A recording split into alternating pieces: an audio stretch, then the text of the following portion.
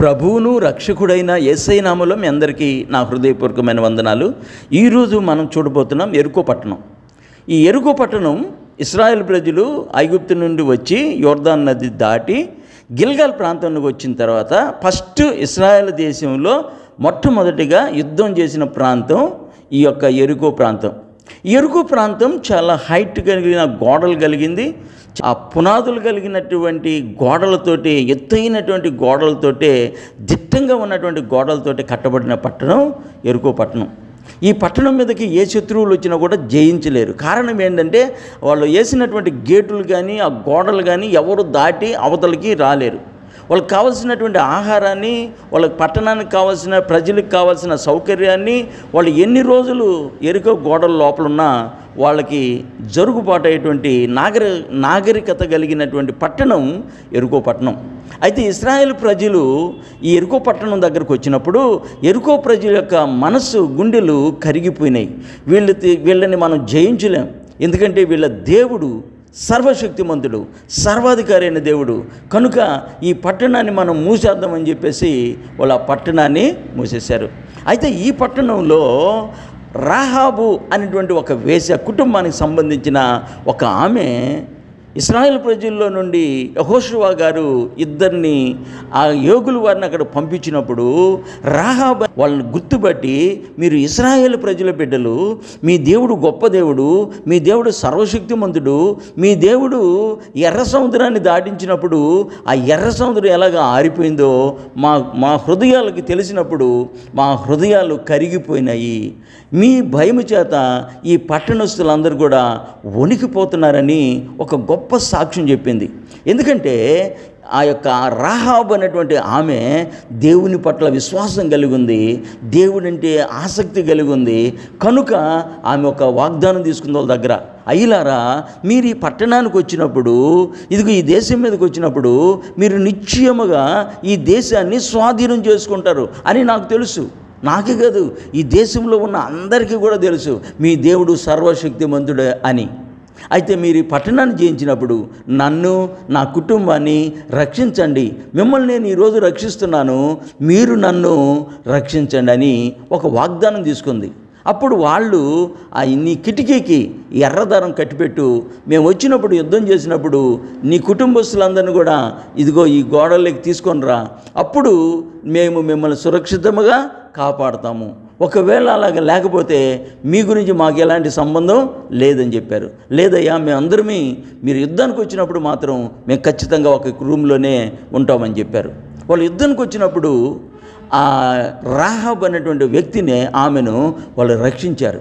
చూడండి, ఒక వేశ్య కుటుంబానికి సంబంధించిన కూడా దేవుడు రక్షిస్తున్నాడు.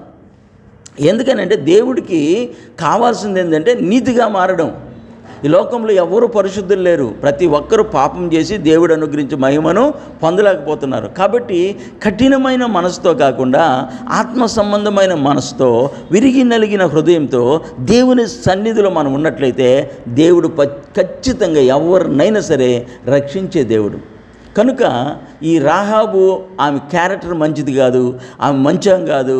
అంతకుముందు ఎట్టయినా ఉండు, యేసయ్యలోకి వచ్చిన తర్వాత మన జీవితం, మన మాటలు, మన ప్రవర్తన మార్చుకోవాల్సిన అవసరత ఎంతైనా ఉంది. ఇశ్రాయేలు ప్రజలు ఆ యెరికో గోడల దగ్గర వచ్చినప్పుడు మందసాన్ని పట్టుకొని యాజకులు, బూరలు పట్టుకొని యాజకులు, ముందు నడవండి, మీరు యెరికో పట్టణాన్ని రోజుకి ఒకసారి చుట్టూ తిరిగి రండి. యెహోషువ నాయకత్వంలో మీరు బూరలు పట్టుకొని యెరికో గోడల చుట్టూ ఒకసారి తిరిగి రండి. అట్లాగే 7 రోజులు, 6 రోజులు ఈ యొక్క పట్టణం చుట్టూ తిరగండి. గట్టిగా మీరు సౌండ్లు ఏం చేయొద్దు, బూరలు పెద్దగా వదలద్దు, సింపుల్గా తిరిగి రండి.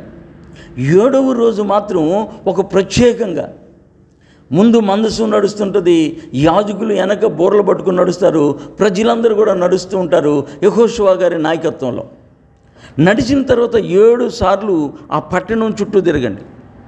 7వసారి మీరు బూరలు గట్టిగా ఊదండి. మీరు బూరలు ఎప్పుడైతే ఊదుతారో, దేవునికి స్తోత్రాలు చెప్తారో, యెరికో గోడలు కూలిపోతాయి. ఆర్భాటముగా మీరు కేకలేయండి, ఆర్భాటంగా మీరు అరవండి అని యెహోషువ గారు చెప్తాడు. చెప్పినప్పుడు ఆ ప్రజలు అలాగనే చేస్తారు.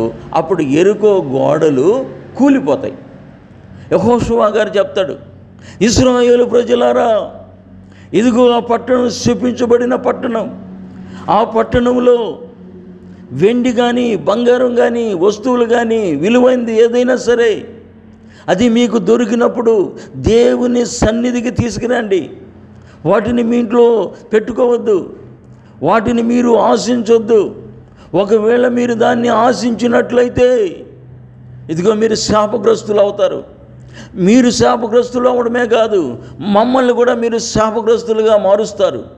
కనుక మన దేవుడు రోషం కలిగిన దేవుడు అని యెహోషువ గారు ఇశ్రాయేలు ప్రజలకు చెప్పిన తర్వాత ఆ యెరికో గోడల్లోకి ప్రవేశించి యుద్ధం చేశారు. యుద్ధం చేసి యెరికో పట్టణాన్ని వారు ఇశ్రాయేలు ప్రజలు స్వాధీనం చేసుకున్నారు. ఇప్పటి వరకు వీడియో చూసిన మీకు నా హృదయపూర్వకమైన వందనాలు చెల్లిస్తున్నాను. ఇంతవరకు ఈ ఛానల్ సబ్స్క్రైబ్ చేయకపోతే తప్పకుండా సబ్స్క్రైబ్ చేసి గంట సింబల్ నొక్కండి, ఒక లైక్ చేయండి.